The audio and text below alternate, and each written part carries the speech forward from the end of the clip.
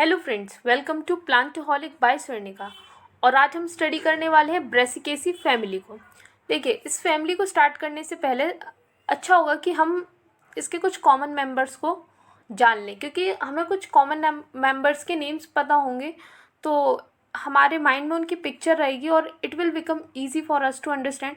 हमको ऐसा लगेगा कि हम किसी नोन चीज़ के बारे में पढ़ रहे हैं, तो ज़्यादा ईजी हो जाएगा इसको स्टडी करना। तो और ब्रेसिकेसी फैमिली का जो कॉमन नेम है वो मस्टर्ड फैमिली है। So it is also called mustard family in common language. Common members are broccoli, cabbage, cauliflower, kale, kohlrabi, radish and turnip. So the first two pictures are of broccoli. In the first picture you can see that, let me show you. This one picture is of broccoli in which flowering is also occurring, but in this picture no flowering is occurring. So both these pictures are of broccoli. So moving next, so the first one picture in this set of pictures, the first one picture of Napa cabbage. सो ये थोड़ा cabbage से थोड़ा different है, इस length में ज़्यादा है, ये सर्कुलर नहीं है, लेंथ इसकी ज़्यादा है। तो this picture is of napa cabbage. इनके साइंटिफिक नेम्स को हम इनके इकोनॉमिक इंपॉर्टेंस, जब हम इस फैमिली की इकोनॉमिक इंपॉर्टेंस को स्टडी करेंगे, at that time we will be studying their scientific names. For now we are going with their common names. So this picture is of cauliflower, you all know that, and this is kohlrabi, and this last picture is of cabbage. So these are the some common members of Brassicaceae family. Turnip also belongs to this family. Mustard belongs to this family. Candy tuft, you must have heard about the candy tuft. Candy tuft also belongs to this family, the Brassicaceae family.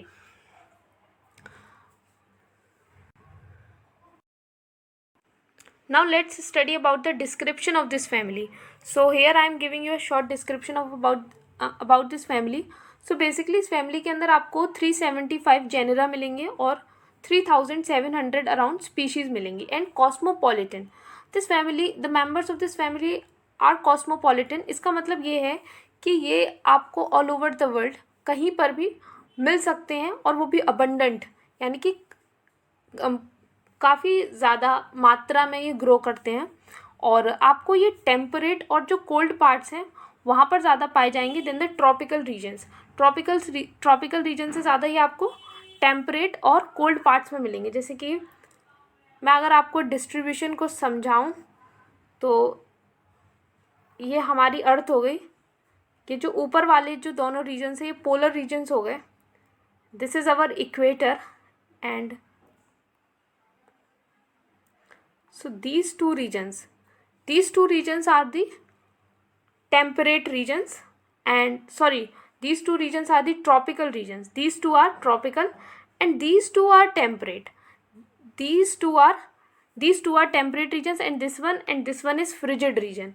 So what we have learned that the members of the Brassicaceae family are more abundant in temperate and cold parts of the region of the world than tropical regions. तो tropical regions में थोड़े कम पाए जाते हैं, लेकिन cosmopolitan है, tropical में भी पाए जाते हैं, बट टेम्परेट और कोल्ड में ज़्यादा पाए जाते हैं. अगर इनकी हैबिट की बात करें तो देखिए, हैबिट का मतलब होता है कि प्लांट का स्ट्रक्चर कैसा है, वो हर्ब है, वो श्रब है, वो ट्री है, वो किस कैटेगरी में आता है. तो ब्रेसिकेसी फैमिली के जो मेम्बर्स हैं, ब्रेसिकेसी फैमिली के जो आपके मेम्बर्स रहते हैं, ये जनरली हब्स होते हैं, और वो भी एनुअल, जिनकी लाइफ साइकिल 1 ईयर में कंप्लीट हो जाती है, और बाइनियल अगर वो 2 ईयर में कंप्लीट हो रही है. कुछ श्रब्स भी पाई जाती हैं, but no trees are found. And annual का यहाँ पर एग्जाम्पल दिया है ब्रेसिका, कैप्सेला. अब आता है रूट्स का डिस्क्रिप्शन. तो रूट्स कैसी होती हैं, तो टैप रूट पाई जाती हैं, because it is a dicotyledon. So tap roots are found. Dicot होने की वजह से टैप रूट्स इसके अंदर पाई जाती हैं. एंड प्राइमरी रूट्स जो हैं वो स्वेलन होती हैं on the account of the stored food materials.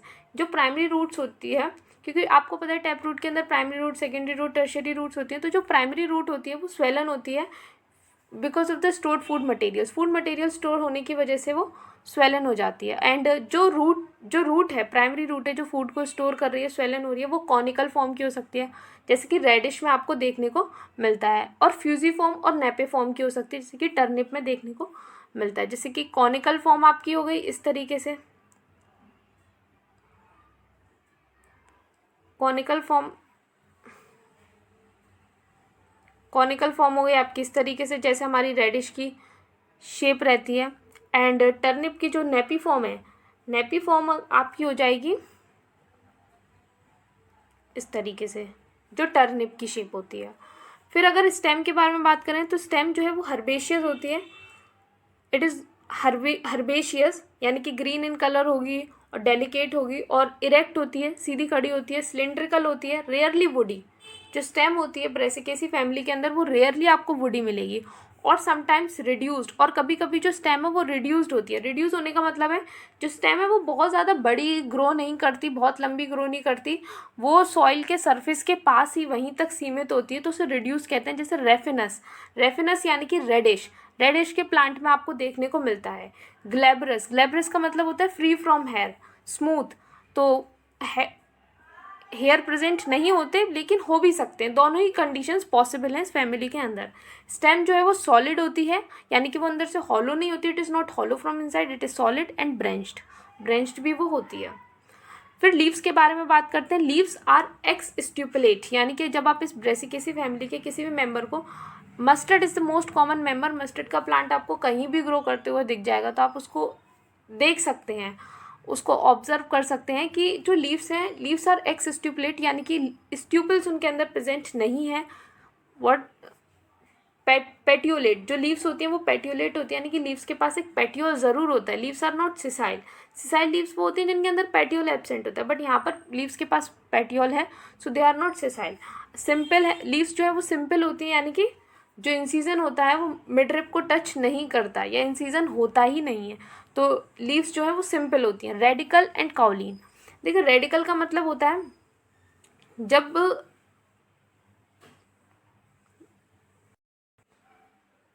Radical leaves उन लीव्स को कहा जाता है जो अंडरग्राउंड स्टेम में से ग्रो करती हैं। तो जो लीव्स हैं वो अंडरग्राउंड स्टेम में से ग्रो कर रही हैं क्योंकि कुछ प्लांट्स के अंदर जो स्टेम है वो रिड्यूस्ड है, तो उस अंडरग्राउंड स्टेम के अंदर से लीव्स ग्रो करेंगी, so those leaves are called radical. And cauline का मतलब हो गया leaves growing from the main stem से जो लीव्स ग्रो करेंगी वो कॉलिन हो जाएंगी। ऑल्टरनेट होती हैं, leaves are alternate and generally sessile, और कभी कभी सिसाइल भी होती है यानी कि उनके अंदर पेट्यूल नहीं होगा। यूनिकॉस्टेट रेटिकुलेट वेनेशन, तो वही आपकी हो गई जब वेनेशन जो है वो नेट फॉर्म में हो, आपका नेट, जैसे लीव के सरफेस पर एक नेट लाइक स्ट्रक्चर बन रहा हो वीन्स का और वीनलेट्स का। और यूनिकॉस्टेट का मतलब हो गया कि यहाँ पर सिर्फ एक मिडरिप होगी, there is only one midrib. तो unicostate reticulate venation is found in the leaves of the Brassicaceae family members. Inflorescence की बात करें तो इनफ्लोरेसेंस इज रेसीम इनफ्लोरेसेंस का मतलब क्या होता है? रेसीम इनफ्लोरेसेंस का मतलब होता है इसमें जो न्यू फ्लावर्स होंगे वो बॉर्न होंगे आपके एपेक्स पर, और जो ओल्ड फ्लावर्स होंगे वो आपके रहेंगे बेस पे। तो दिस इज रेसिमोस कंडीशन। और अगर रेसीम के बारे में आपको बताऊं तो जो रेसीम इनफ्लोरेसेंस होती है इट इज, ये देखने में कुछ इस तरीके की होती है, इस तरीके की। दिस इज टिपिकल रेसीम, जिसके अंदर जो सबसे न्यू फ्लावर होगा वो तो एपेक्स पर होगा, और जो ओल्ड फ्लावर्स होंगे वो आपके बेस पर होंगे। This is typical raceme.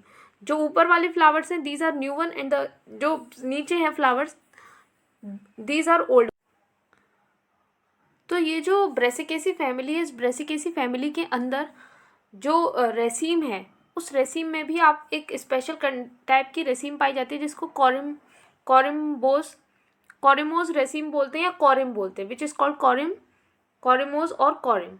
सो अगर इस टाइप की रेसीम में होता क्या है, इस टाइप की रेसीम में ये होता है जो ओल्ड फ्लावर्स होते हैं, जो ओल्ड फ्लावर्स होते हैं उनकी जो स्टॉक होती है वो लंबी होती है, और जो न्यू फ्लावर्स होते हैं जो कि ऊपर होंगे, because it is a racemose condition, तो ऊपर होंगे लेकिन उनकी स्टॉक छोटी होगी। ऐसा इसलिए होता है ताकि ये जो सारे फ्लावर्स हैं ये एक सरफेस पर आ सके। देखिए मैं आपको एक्सप्लेन करती हूँ। ये मेन स्टॉक हो गई, ये एक फ्लावर यहाँ ग्रो कर रहा है, एक यहाँ ग्रो कर रहा है। अब ये देखिए जो नीचे वाले फ्लावर्स हैं, जो ओल्ड फ्लावर्स हैं, जो नीचे वाले फ्लावर्स हैं, जो ओल्ड फ्लावर्स हैं, इनकी जो स्टॉक है वो लंबी है। जो न्यू फ्लावर्स हैं, जो कि न्यू फ्लावर्स हैं, उनकी स्टॉक क्या है, शॉर्ट है। ऐसा इसलिए ताकि ये सब एक लेवल पर आ सके, so that all these flowers can come to a same, can come to same level. So this condition is corymbose, raceme और कॉरेम। अब हमने इन्फ्लोरेसेंस को डिस्कस कर लिया, फ्लावर के बारे में बात करते हैं। तो जो फ्लावर होता है वो पेडिसिलेट होता है, it will have a pedicel. And E bracteate होता है वो, यानी कि ब्रैक्स नहीं प्रेजेंट होते। लीव्स भी हमने देखी वो एक्सिस्ट्यूपुलेट है, फ्लावर्स भी जो है वो ई ब्रैक्टिएट है। फ्लावर जो होता है वो हर्माफ्रोडाइट होता है। हर्माफ्रोडाइट का मतलब होता है bisexual, which will have both the parts male and the female. Actinomorphic symmetry जो है वो एक्टिनोमॉर्फिक होती है, जनरली रेयरली जाइगोमॉर्फिक होती है। मतलब ये एक एक्सेप्शन है कि इसके जो सारे मेंबर्स होते हैं उनमें एक्टिनोमॉर्फिक कंडीशन ही पाई जाती है। बस इबेरिस एक ऐसा मेंबर है जिसके अंदर जाइगोमॉर्फिक कंडीशन आपको देखने को मिलेगी। And actinomorphic type of symmetry, as we all know that actinomorphic type of symmetry is radial symmetry and zygomorphic type of symmetry is bilateral symmetry। यानी कि जब आप एक इबरिस के फ्लावर को लेंगे और उसको आप काटेंगे, उसके सेक्शन को कट करेंगे, तो उसको 2 इक्वल पार्ट्स में आप डिवाइड करने की कोशिश करेंगे, तो वो आप सिर्फ एक मीडियन लॉन्गिट्यूडनल प्लेन से कर सकते हैं। That's why the flower of Iberis is called zygomorphic. Generally इस फैमिली के फ्लावर्स जो होते हैं वो एक्टिनोमॉर्फिक होते हैं। लेकिन और फ्लावर जो होते हैं, ये यहाँ पर ये जो पिक्चर है, इस पिक्चर में इबरिस के ही फ्लावर को शो किया गया है और ये पूरा इन्फ्लोरेसेंस है। तो आप इसमें एक सिंगल फ्लावर को नहीं देख सकते क्योंकि इन्फ्लोरेसेंस है, but this is the picture of the Iberis. And flowers are hypogynous यानी कि इनके अंदर सुपीरियर ओवरी पाई जाती है, यानी कि जितने भी दूसरे प्लांट पार्ट्स हैं वो ओवरी के नीचे अटैच होंगे। द फ्लावर इज कंप्लीट, जो फ्लावर होता है इस फैमिली का वो कंप्लीट होता है और इनकम्प्लीट भी हो सकता है, जो कि लेपिडियम में देखने को मिलता है। लेपिडियम की पिक्चर को हम अभी आगे देखेंगे। तो लेपिडियम जो होता है, उस लेपिडियम के अंदर जो फ्लावर आपका रहता है वो इनकम्प्लीट रहता है। एंड टेट्रामेरस यानी कि जो फ्लावर होता है और उसके अंदर जो पेटल्स होंगी, जो कैलिक्स होंगे, जितने भी उसके फ्लावर के पार्ट्स होंगे वो 4 टेट्रामेरस कंडीशन यहाँ पर है, 4 या 4 के मल्टीपल्स में होते हैं। तो बेसिकली यहाँ पे 4 ही देखने को मिलेंगे। अभी आप कैलिक्स को स्टडी करेंगे, कोरोला को स्टडी करेंगे तो 4 सेपल्स पाई जाती हैं, 4 पेटल्स पाई जाती हैं। So the flower is tetramerous. Calyx के ऊपर आते हैं तो सेपल्स 4 होती हैं। पॉलीसिपेलिस यानी कि वो सब फ्री होती हैं। Polysepalous is all the sepals are free. And arranged in 2 whorls. जो कैलिक्स है वो उसके अंदर जो सेपल्स हैं वो 2 वर्ल्स में अटैच होंगी, यानी कि 2 आउटर वर्ल्ड में होंगी और 2 इनर वर्ल्ड में होंगी। इम्ब्रिकेट एस्टिवेशन पाई जाती है। इम्ब्रिकेट एस्टिवेशन का मतलब क्या होगा, जो 2 सेपल्स हैं वो कम्प्लीटली अंदर होंगे और जो 2 सेपल्स हैं वो कम्प्लीटली बाहर होंगी। तो इस तरीके से इम्ब्रिकेट एस्टिवेशन यहाँ पर आपको देखने को मिलेगी। Green in colour, the calyx is green in colour. Corolla के बारे में देखते हैं तो कोरोला के अंदर भी 4 पेटल्स पाए जाते हैं, because the condition is tetramerous. And polypetalous, जो पेटल्स होती हैं वो फ्री होती हैं ऑल्टरनेटिंग विद सेपल्स। जो पेटल्स होती हैं वो ऑल्टरनेटिंग होती हैं सेपल्स के साथ, यानी कि जहाँ पर सेपल होगा वहाँ पर पेटल नहीं होगा और जहाँ पर पेटल होगा वहाँ पर सेपल नहीं होगा। This condition is alternate. और अपोजिट कंडीशन, जैसे हम 2 वर्ड्स आपको याद रखना, ऑल्टरनेट एंड अपोजिट। अपोजिट अगर लिखा होता है तो इसका मतलब होता है वो सेम साइड पर प्रेजेंट है। Arranged in cross known as cruciform. जो कोरोला, जो पेटल्स आप होती है ना, वो एक क्रॉस की फॉर्म में होती है, which is called cruciform. This cross इस टाइप से एक पेटल आपको यहाँ मिलेगी, एक यहाँ मिलेगी, एक यहाँ मिलेगी, तो एक क्रॉस की फॉर्म में अटैच होती हैं। पेटल्स एक क्रॉस की फॉर्म में प्रेजेंट होती हैं, तो जिसको क्रूसीफॉर्म बोला जाता है। Petals are clawed. Petals clawed होते हैं, यानी कि ये जो पेटल्स होती हैं इनके ये वाला जो पार्ट होता है पेटल का, इसको बोला जाता है लिम्ब, और इस वाले पार्ट को बोला जाता है क्लॉड।